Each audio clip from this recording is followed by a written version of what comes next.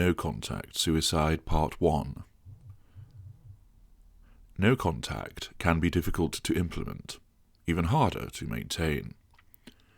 We are looking to batter down your no contact wall and breach your defences so that we can exert control over you once again. It may be because we want to draw fuel from you, positive or negative, or we may wish to draw fuel and pull you back into the formal relationship once again, and attach you to us, so plenty of delicious fuel is provided to us.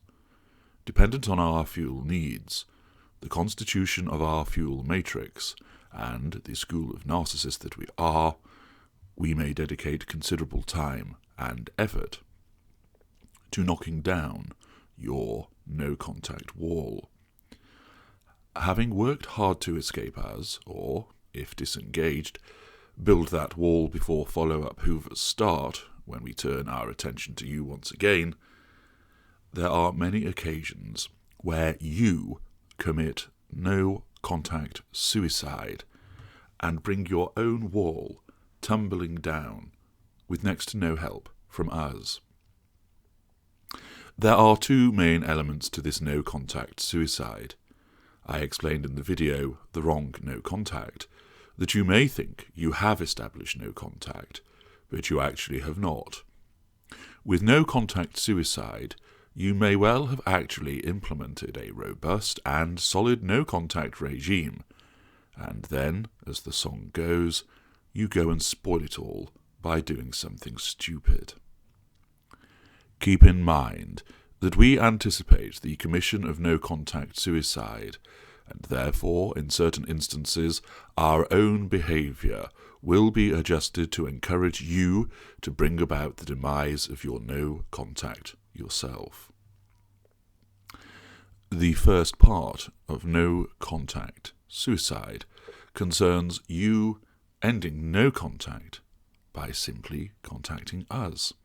This is either by messaging us, telephoning us, or even making an appearance in person.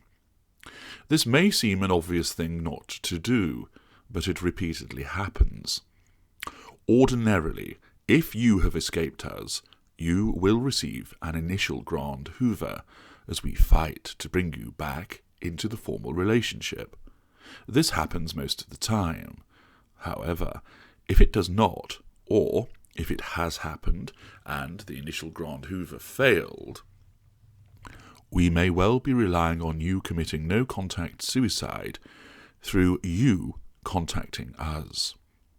Alternatively, when we want to hoover you weeks or months after your escape or disengagement, and you have put in place no contact, we recognise there are ways of causing you to commit no-contact suicide. Accordingly, you need to be aware of the ways by which we will look to cultivate an environment conducive to this occurring, and also the ways in which you are susceptible to committing no-contact suicide. You also need to keep at the forefront of your mind that we are relying on bringing about no-contact suicide so that you contact us. And once that happens, we want your emotional thinking to surge through repeated involvement with us, following the commission of your no-contact suicide, so that you reject logic and fall prey to just your emotional thinking once again. Then it is all aboard the emotional thinking train on an express route to Narc Town once more. So, what are some of the ways by which you commit no-contact suicide? Number 1. The need for closure. Victims have a huge need for closure. Understand this. We will never give it to you. However, we know that you want it, and therefore you have this need to interact with us for the purpose of understanding what has happened and achieving closure. You preferably want to speak with us either on the telephone or in person. You are a truth seeker, and the desire to find out why we did as we did, why we treated you in this fashion, and especially if you have not realised what you have been dealing with, means the chances of you contacting us to secure closure are high. We will also bait you in this regard, offering to speak with you so closure can be apparently obtained. We will not grant it to you, and instead we will give you half answers, riddles, and provoke you, so that you keep engaging with us. The repeated engagement will feed the emotion infection, cause your emotional thinking to rise, and then we have you ensnared again. Do not seek closure from us. Make your own closure by utilizing my works so you understand what has happened. Ask your questions of me, not of the narcissist you were entangled with. Number 2, the desire for revenge. You have been abused, messed around, and humiliated. It is time to kick some narcissist ass and get revenge, isn't it? Why not? After all, you have escaped. You understand more about who you are dealing with. And therefore, suitably empowered, you tell yourself that driven by this anger, this hatred, you will now make our lives hell. By all means, bring it on. This is an understandable response, but it will cause you to commit no-contact suicide. If you are seeking revenge in the immediate aftermath of disengagement or escape, and by that I mean anything up to 4 to 6 months afterwards, you will not be applying logic. Your emotional thinking is raging and surging, and all you will do is mess up the revenge and become ensnared by us in some form again. I know I can hear some of you saying that that is not the case. Believe me, I have witnessed it repeatedly. You may find yourself back in the formal relationship, or, more likely, engaged in trying to land blows against us as we revel in doling out malign hoovers against you, smearing you, and pointing to your behaviour as exactly the reason why we got rid of you in the first place. The desire for revenge is often high. Resist it. If you wish to seek revenge 4 to 6 months later, and in some instances it has to be even later than that, once you have your emotional thinking under control and you're applying logic, then do so, and you will be far more likely to succeed. Yet if you seek it at an early stage, you will commit no-contact suicide, and with no good outcome for you. Number 3, returning property or collecting property. We look to leave items of property with you and or keep items of your property with us, so that there is a hook by which we can contact you with the pretense of sorting out this outstanding issue. It is just a way of creating ever-presence, and then having a basis by which we can seek to hoover you. If you have our property, remove it as part of your purging exercise as set out in my book, Exorcism. Arrange for it to be delivered back to us by courier or a third party. You do not need to contact us to ask, do we want it back? You do not need to contact us to make arrangements to bring about a handover, and resist your emotional thinking, which will be trying to persuade you to meet up with us like some romantic reunion at Checkpoint Charlie, as you hand back a box of possessions, and we use the interaction as a prime opportunity to draw fuel from you, as you have just committed no-contact suicide. We may not even take the goods off you, leaving them with you, so we can use the excuse on further occasions. If you have property with us, either write it off, or make arrangements for a third party to effect recovery. And if it is of significance, you may have to go to law, either civil or involve the police, in order to cause us to relinquish our hold on the items. Again, our hold is not based on the items themselves. They could be your Barbie doll collection or a sports car, but rather that the item or items provide a basis for activating a hoover by way of a hoover trigger, and or because we recognize it will cause you to commit no-contact suicide. Recognize how property will be used against you. Number 4, your replacement or a new interest. In certain instances, we shall parade your replacement if you were the intimate partner primary source, or a new interest if you are a shelf intimate partner secondary source or dirty little secret, in order to cause you to break your no contact. Many times the narcissist, when with a new intimate partner primary source, does not want to hear from you, as you have been effectively deleted, But this parading may still occur because A. We gain thought fuel from imagining your anger or upset at knowing we are with someone else so soon after your disengagement or escape. B. We want you to break no contact to try to challenge us in some way. This provides us with fuel and enables us to either engage in facade management by being pleasant with you, which is sometimes the response of upper echelon narcissists, or it allows us to engage in a malicious response, to punish you and draw negative fuel. C. We also want you to break no contact to try to challenge us, so it supports the base of our smearing of you. We gain fuel, but we can also show everybody what a wild-eyed harpy you are, and how fortunate we were to escape your clutches and find someone who understands us and treats us well.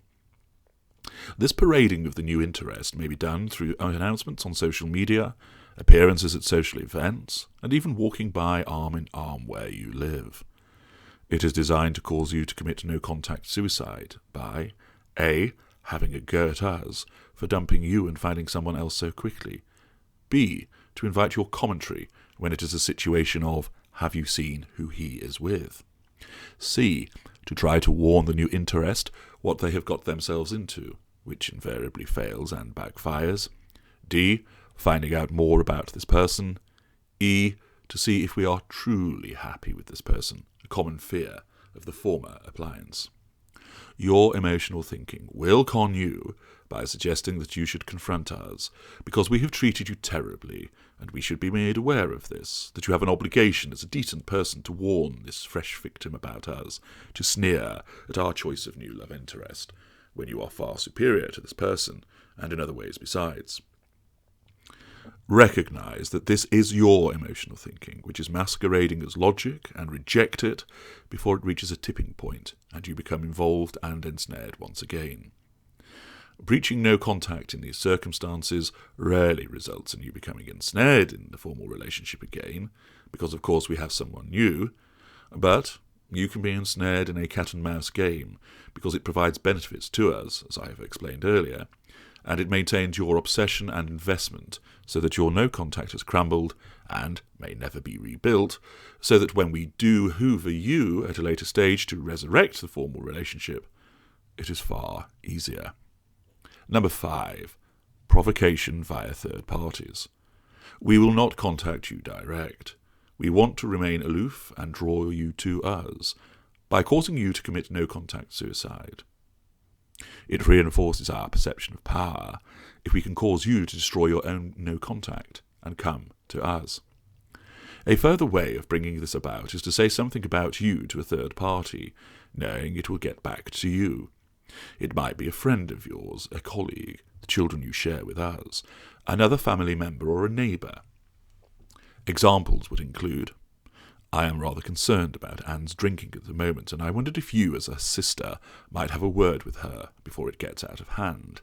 Or, yes, I have tried to be civil with your friend, but every time I go past her house to get to work, she opens the window and shouts dog's abuse at me. I've no idea why she's being like this, but she clearly has some kind of mental problem. Or, you know Daddy tried to stop me from seeing you before because he's jealous of what a lovely time we have together. That's not nice, is it? Or, well, I do not mind if you go to the concert, but your mother has said you are not allowed to, so you need to take it up with her.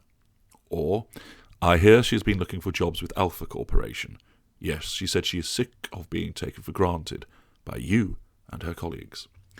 Naturally, these will be lies, but the intention is for this to be relayed to you, and your annoyance at our behaviour, your need to establish truth and have others know it, including us, will cause your emotional thinking to surge, so you will send a furious text message or telephone us to confront us.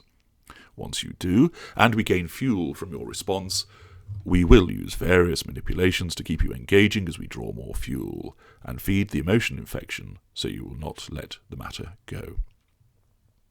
No matter how annoyed you are, how tempting it is to want to put us in our place, this is a deliberate provocation through a third party to cause you to breach no contact and get in touch with us. There are many other methods that are deployed in bringing about this form of no-contact suicide, but the end game is the same. We want you to make contact with us by message, by telephone, and best of all in person, so your no contact has been destroyed, and we can get what we want from you. Understand that this is a motivation on our part. Recognize that if we have not directly hoovered you when you expected it to happen, that we may well be engineering you to commit no-contact suicide, and familiarize yourself with the ways that this comes about so you can tackle your emotional thinking and maintain your no-contact regime. If you have any questions about this video or others, do contact me at my blog, narcsite.com, or by email, narcissist1909 @gmail.com. Thank you.